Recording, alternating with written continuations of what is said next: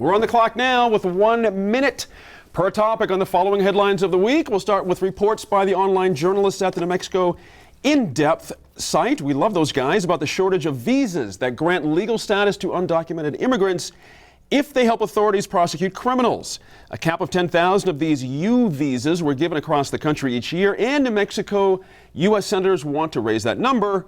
Other Washington lawmakers oppose that increase, certainly, saying such visas are open to fraud and abuse. Your thoughts, Tom, on that? These leave some folks, these are patriots, leaving them hung out to dry here like this. Well, the issues, is very easily convoluted because you have two issues. You have law enforcement, you have immigration, and they merge right here with the U visa. That's right. And so you have a lot of people who are trying to make the individual arguments. I would say that, if it helps law enforcement to, do their job better, provide more U visas. There you go. Do we need more of the senators on the right track? Absolutely. And even Matt Chandler, who's, a Republican district attorney, he has come out and said that this is a tool for law enforcement that should be, available, and it should be increased as well. I'm not sure he said it should be increased, but he did say it was an important tool for law enforcement. And what happens if these things don't work out? Do you get less folks helping you if they feel like they're not going to be able to qualify for Governor Martinez was quoted in the article too, and she said she used them tremendously when she was a district attorney, and she said overwhelmingly the victims were women, and you're empowering them to come forward, and you're trying to work with them, and so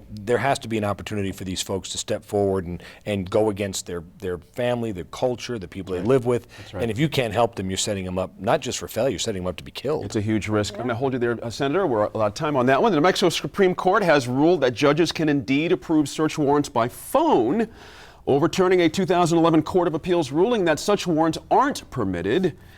Is there a downside to this, Senator? I mean, there's a logic to it that makes sense in a new world. It just sounds a little loosey-goosey to me. Yeah. I mean, it's not even in writing. They're just calling the judge on the phone and saying, hey, I got a situation here. Right. I'd be more comfortable if it was somehow in writing, even email or text message or something. But that was my question as well. Dan, can you see that as well? Would that, I just think, something that I think we're making a huge mistake that we always run out and talk about security and safety, and we're willing to give up more rights. And I think that, making a police officer go through a step where he's got to fill out a paperwork, see a judge can have a chance to look at it, is far better than calling someone up at 3 in the morning and giving him your side of the story on a phone. I can see coming, that's not what I said. I can see that coming. That's not what I said. Interesting. Well, in the case that was decided, and the issue was that the police officer had filled out the paperwork, went down to the courthouse, and the courthouse was closed. And he actually read word for word after being sworn in over the phone by the judge, read word for word what the affidavit said. Sure. So I think that's an important key, is being sworn in and you're held accountable for what you're sharing with the judge. Interesting. I'm with Dan on that. That's something interesting, that what you just said that. I'm going to hold you there, Tom. I never thought in 9 years doing this show I would say these words. Justin Bieber. He is the latest in a short list of celebrities who forked over $250,000 for a seat on Virgin Galactic Spaceship 2, scheduled to launch from southern New Mexico sometime next year. Dan, I got to ask you this. $209 million we've all invested in this to send Justin Bieber up in space. Is this what it's going to have to take to get this thing going? As long as he doesn't come back, it'll be worth the investment. That's all I'm going to say. Why can't you say that? Baby. Just send him up there. Let us find out if there's actual life in space. He has 2 million Twitter followers. That would be God bless him. All the tweens would be very, very upset. But there are other movie stars as well. I mean, there's Victoria Principal, there's Tom Hanks, there's Leonardo DiCaprio. All of them are tweeting. All of these famous people.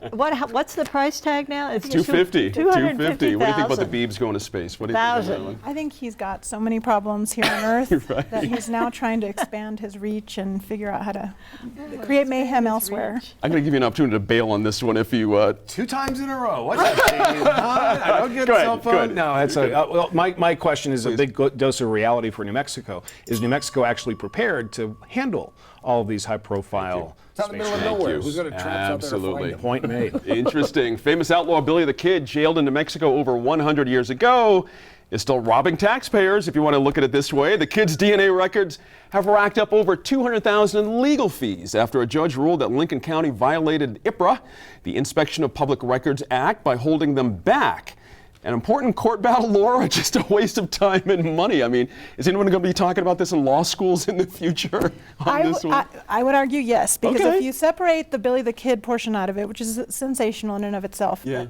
Really fundamentally this is a question about IPRA, which I think is important for every municipality and public entity out there. This is an issue where somebody who was purportedly a member of the staff of Lincoln County Sheriff's Office had opened an investigation, and the product of that investigation is what had been requested through IPRA, and it was withheld. So the attorney's fees are related to the case where they were trying to get that IPRA information released. And I think this is something that could create precedent. I would be surprised if it's not challenged because, I mean, just because there's a ruling for attorney's fees doesn't mean that it ends there. It could be appealed. Sure. Can they just hand over the documents and nobody has to pay anything? And, you know. Well, that's the big debate right Sure. now. I mean, you know, Yeah. because you have the copier fees that are still built into the current law. Right. So, you know, IPRA needs to be fine-tuned and stuff. My personal tongue-in-cheek on this is that you have Debaca County newspaper suing Lincoln County. I mean, it's the new version of Lincoln County Wars. You know? Exactly. Good point. Senator, how did this one strike you? You agree with Laura that it's an IPRA issue, that by the letter of IPRA, letter of the law, I right? think it is. And hooray for these small town newspapers that are pushing the envelope. I do sympathize with the sheriffs if they're now called upon to be sort of librarians and produce records from the 1880s. I'm not sure whether that's what but that's what happens when you start a publicity stunt. I'm going to hold you right there because, Daniel, I'm out of time on that one, too. The Lone Ranger, principally filmed in New Mexico, I'll remind you, and starring Johnny Depp as Tonto, opens on July 3rd. Now, when in-state filming was announced, the governor's office touted it as proof that New Mexico's film industry was alive and well. And tell me, go to this one first.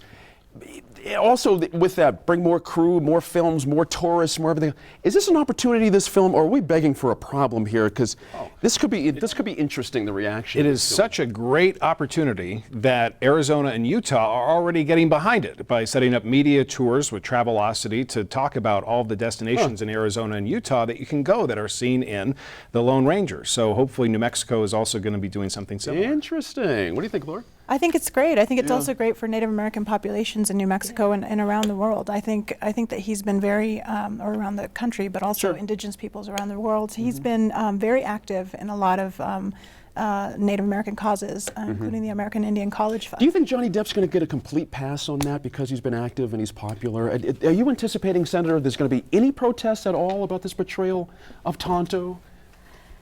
No, I don't think there will be. I think it has been handled well, and for the first time, Tonto is getting first bill. And I don't know why it's called Lone Ranger anyway, because it seems like Tonto's the key character. I think there's two things. One, this is why the governor's been working hand-in-hand with this industry, and she's moving also towards bringing TV series, and we're seeing that.